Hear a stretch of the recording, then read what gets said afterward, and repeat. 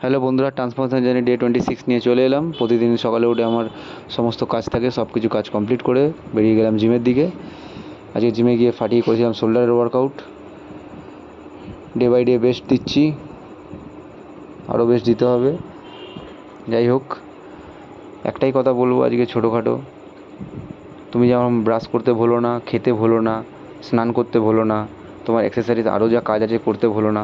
তো এক্সারসাইজ কেন বাদ, তো অ্যাটলিস্ট 30 থেকে 40 মিনিট এক্সারসাইজ করো, ঘরোয়া ক্লিন খাবার দাবার খাও, জাঙ্ক ফুড অ্যাভয়েড করো, সুস্থ থাকো, হেলদি থাকো, ফাটি ওয়ার্কআউট করো। সামনে কম্পিটিশান আছে, আগের দিনই বলছিলাম লো কার্ব, তাও বেস্ট দিয়ে যাচ্ছি। কন্ট্যাক্ট করে করে ধরে ধরে প্র্যাকটিস করছি।